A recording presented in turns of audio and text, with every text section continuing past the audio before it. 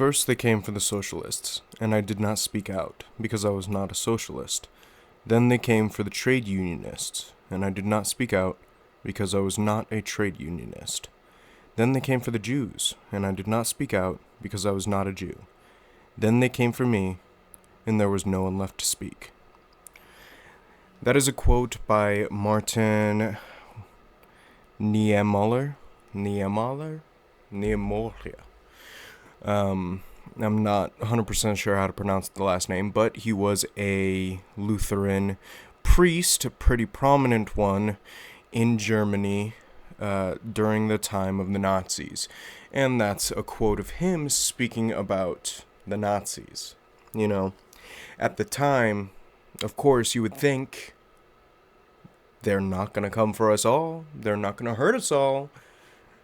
And there's no reason for them to hurt me. There's no reason for them to come after me. So why would I say anything? Why would I speak out about this autocrat dictator who's only hurting other people? Why would I speak out against that? Because he's not hurting me. Until he does. The point is, you don't know. You'll never know, because dictators tend to have very fragile egos. Like the one that is currently taking place in the United States.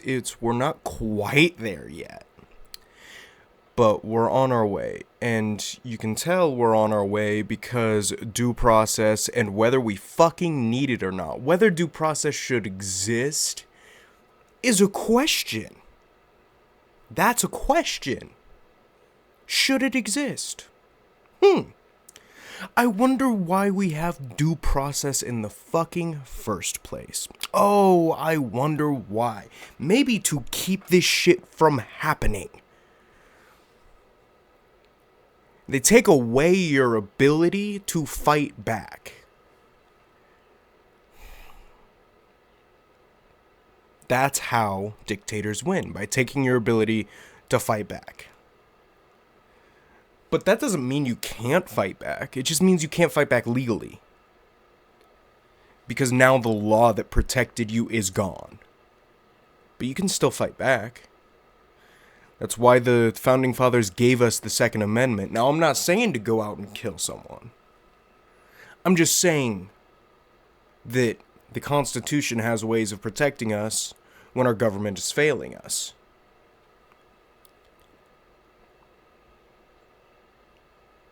But even the whole point of the Constitution is coming into question. Like, a large portion of the Constitution and the amendments that actually protect us is coming into question.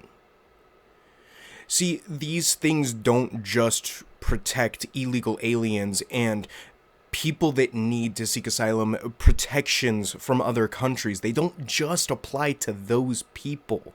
They apply to us too.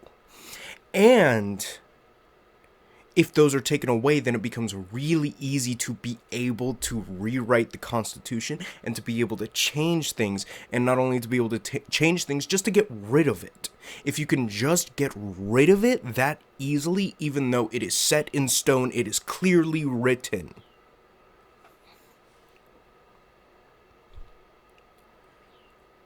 If it's easy to just say no, you don't get this. And not provide a reason. What's the reason we're taking due process away? Alien Enemies Act. Okay.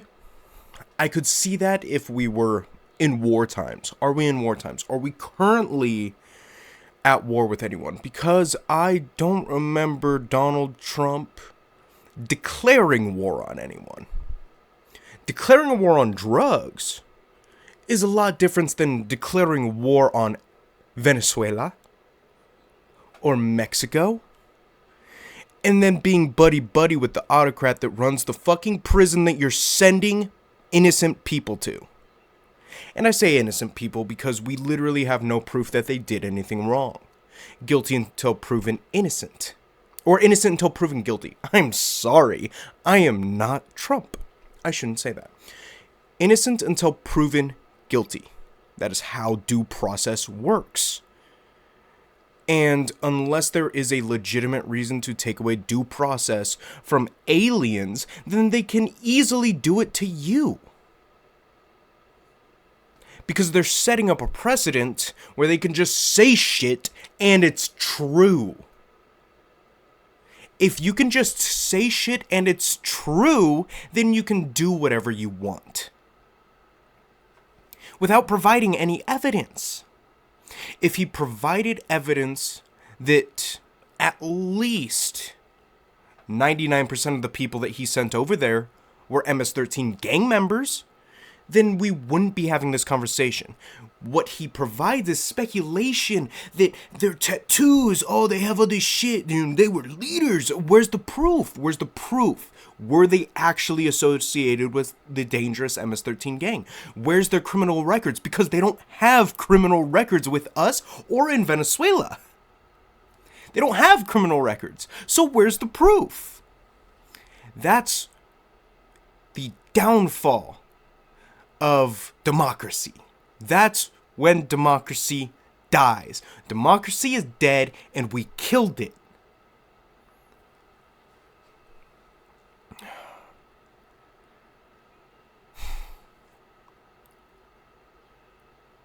Not to mention all the other shit. Not to mention the DEI bullshit. Diversity, equity, and inclusion. I don't even know where to start with that. I don't even know where to start with that shit, because that's just insane to try to get rid of. Like, diversity, equity, and inclusion. Okay, you got rid of that shit on airlines, and you know what happened immediately after that? Planes started fucking crashing left, right, and center again.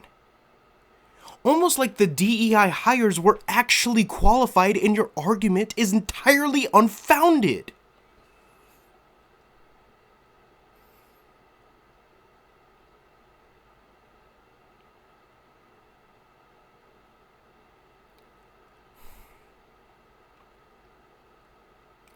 I'm just so angry, livid.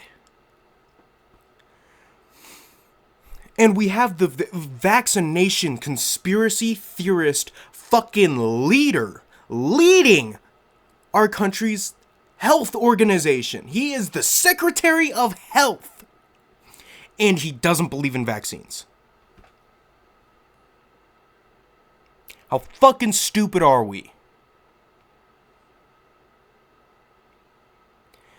We've gotten to a point in our world where science and medicine has worked so well for so long that we don't believe in it anymore.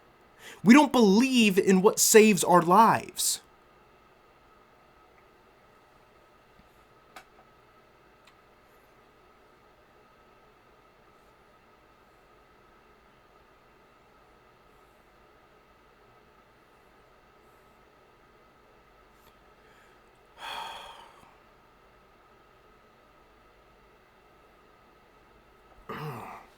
This is fucking insane.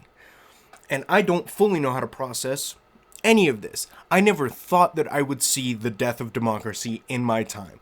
World War II, that was a long time ago. That wasn't even 100 fucking years ago, and we're starting to repeat the same mistakes in this country. We fought against the Nazis. We fought them. And we're making the same mistakes.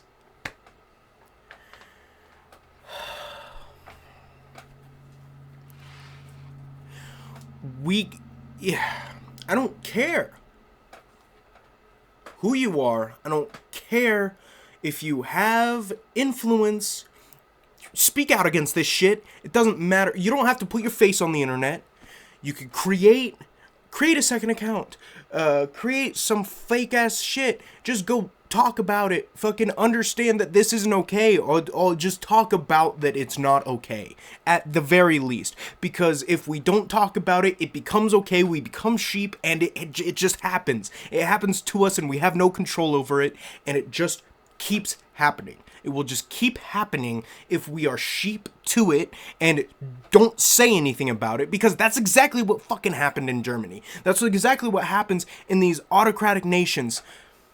And we're at a point, okay. Oh, fuck. We are at a very pivotal point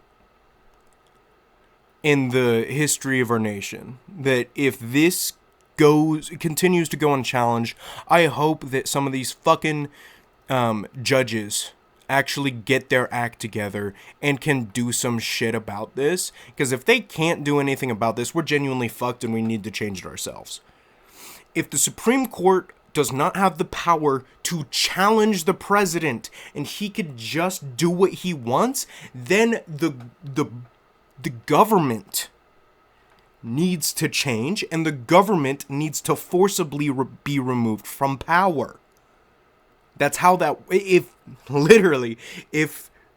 the judges, the second most powerful people in the United States, the Supreme Court judges, if they can't do anything about this, then it's up to the people to fix it.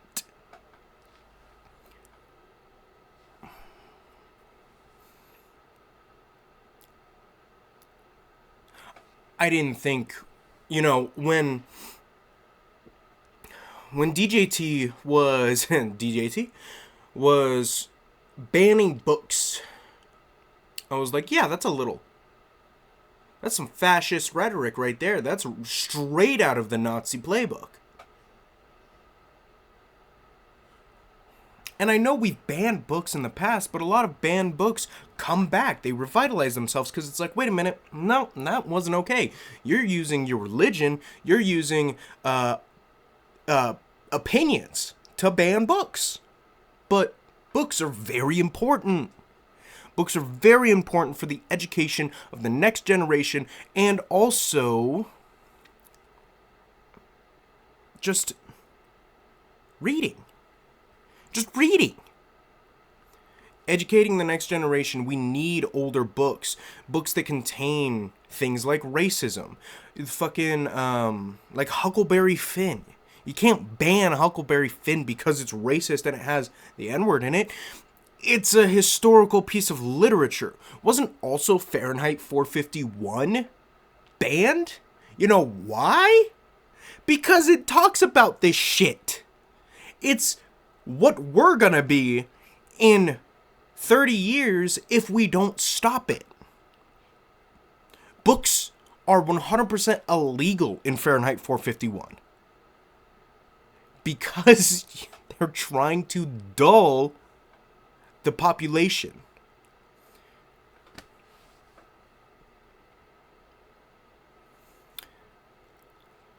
If you ban books, you can't even make documentation of what we were before. If you ban books, we can't be taught about what we were before.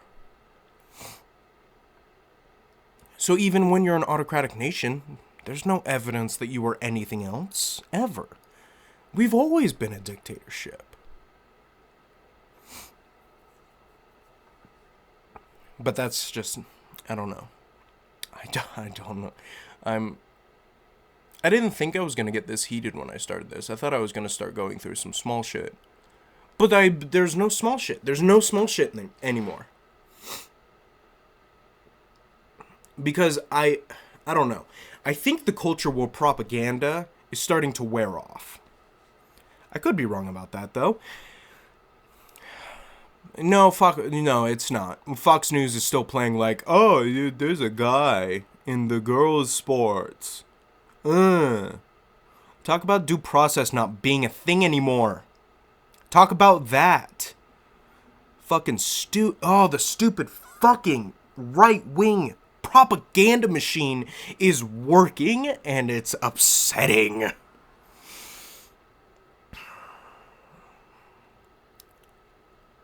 I might just upload this raw.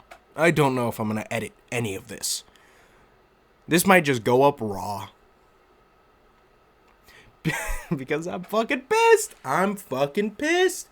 I don't know what else to say. This is ridiculous. You know?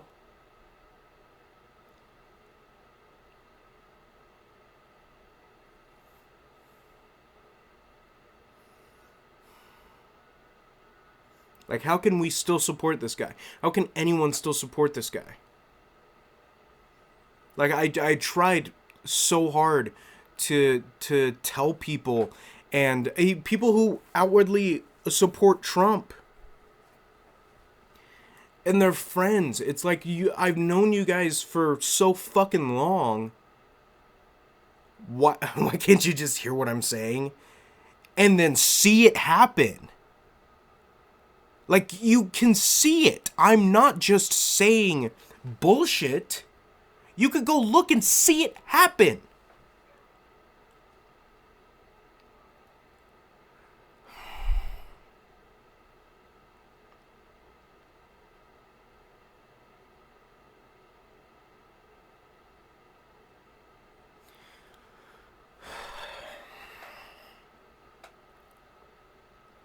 Homegrowns. He wants to deport homegrowns too. We got homegrown criminals. We're gonna deport them too.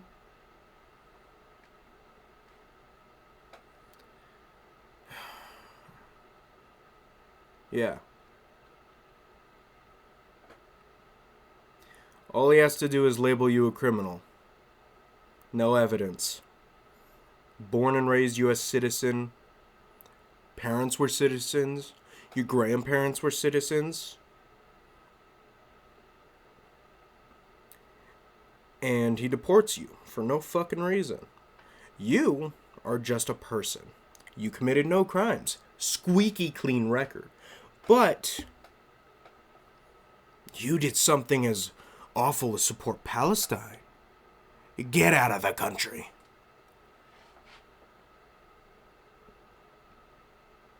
And I know Republicans like to spin shit and be like, oh, it's never going to get that bad. It's not going to be that bad. Don't. You're overreacting. It's like, no. Prepare for the worst because you expect the worst from the Republican fucking Party. I am 21 years old. Most of my presidents have been Democrats.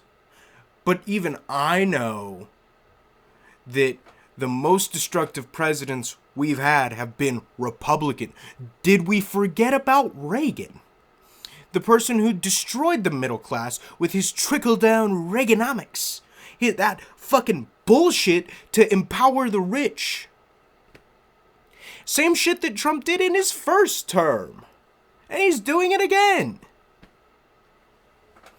He's got the fucking Republican playbook in his back pocket on how to fuck us over, because that's all they've done. That's all Republicans have ever done. It's empowering the rich. That's all it is. Fucking did this shit back in the Great Depression, too. Who pulled us out of the Great Depression? Democratic representatives and presidents. We saw some of the biggest economic recovery in our history because of Democratic leadership. That's a fact. What has a Republican ever given us? One Republican I can actually think of, Abraham Lincoln. But that's back in a time when the Republican Party and the Democratic Party's priorities were flipped. They were flipped back then. So saying a Republican released the slaves? No Republican today would fucking fight for slavery. Not a single one would. If fucking Abraham Lincoln was running today, he'd be a Democrat.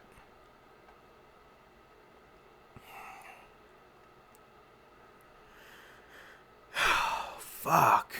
Fuck me. Fuck this. Fuck. And the tariffs. Holy shit.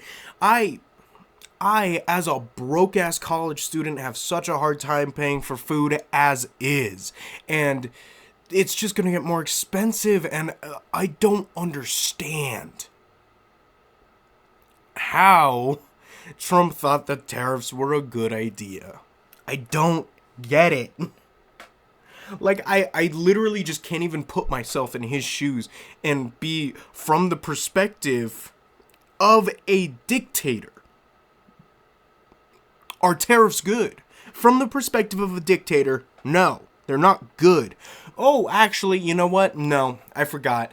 He loves to throw shit out to the wind, so you pay attention to that instead of what he's actually doing. No, they work. It works. It's a distraction. It's a distraction. That's what it's always been. That's all this all fucking... I'm having like a meltdown fully on camera, and...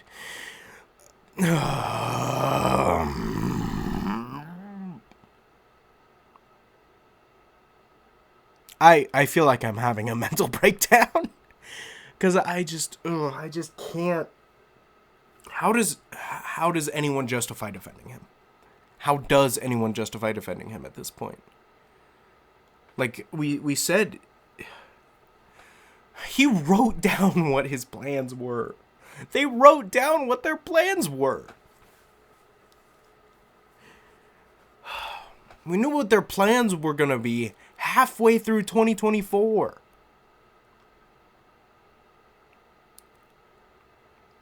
I just don't understand how we got here. We had every chance to stop it. It shouldn't have even gotten to this point.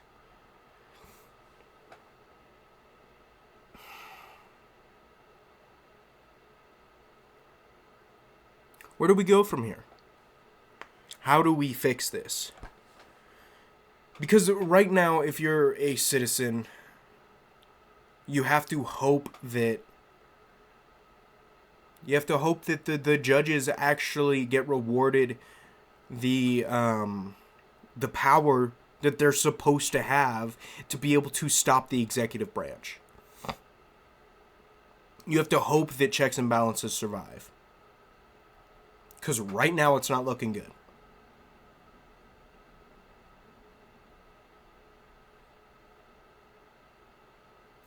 And if checks and balances die, then there's very few options.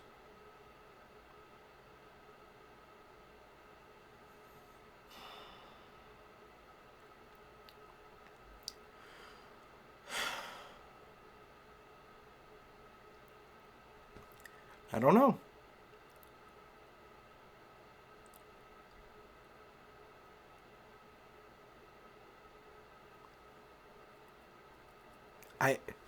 I want to keep talking, but I'm also like my blood pressure is fucking skyrocketing, and I don't want to continue to have a meltdown, a public meltdown about this.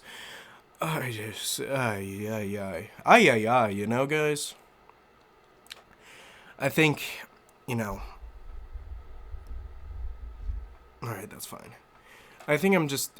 Stay safe, please. Don't... Yeah. Stay safe out there. Speak up. Just don't sit idly by while this happens. Keep the discussion going. Don't let the conversation die, because when the conversation dies, he wins. Alright. Everyone be safe, please.